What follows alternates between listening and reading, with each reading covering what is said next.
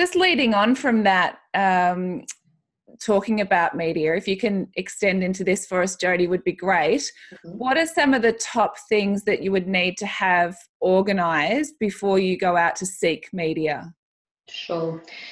This is critical. This is, I think Julie touched on before, planning. So all of your communications plan or strategy should inform what you take to market and how you go to market.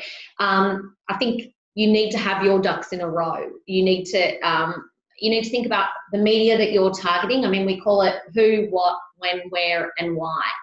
So you apply that rule. Who are you talking to? When are you talking to them? Why are you talking to them?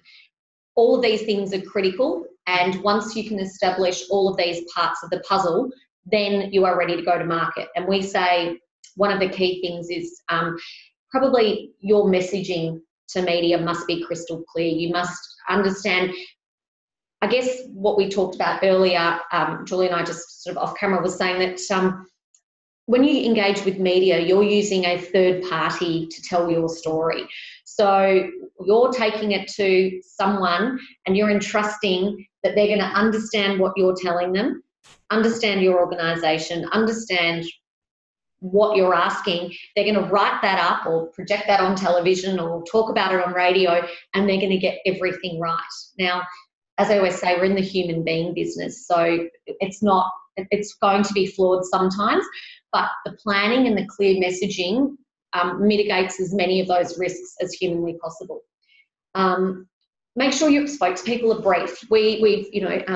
I was using an example before that we had a fabulous spokesperson for a client that we used on numerous occasions at live events, and we popped him on television with Bert Newton, and he sat on stage and froze. He'd never been in the studio. He'd never seen 4 giant cameras. He'd never seen 10 lights. He'd never met Bert Newton, and he completely froze. And we didn't know that was going to happen. We didn't anticipate it, and thank God we had Bert as the consummate professional who managed to carry the interview and make it not a total disaster. But that's an example of probably where a lot of research should have gone into making sure our spokesperson understood what was required and were prepared and ready for that moment. We also say have great case studies, because case studies are often what bring your story to life. A first person's account of the need for the services that you provide, or if the services are being taken away, a person's version of what that will be for them is what makes people really understand the long-term effect for the organisation and for the community as a whole. And we often find that most organisations have great case studies to work with, but they often think, oh, they're just regular people. They're not celebrities or they're not ambassadors, so people aren't interested.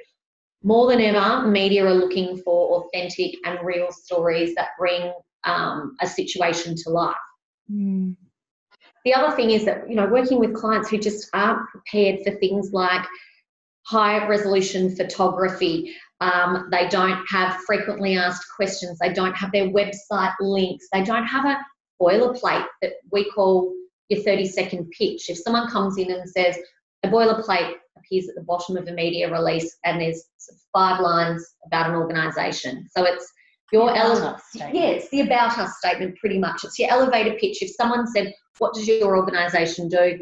You've distilled it into 3 or 4 lines. And we find that if you don't offer that information, media will often make the assumptions themselves or draw their own conclusions about the services you offer. So I think ultimately preparation is the key. Assets are super important. Case studies and well briefed spokespeople are critical.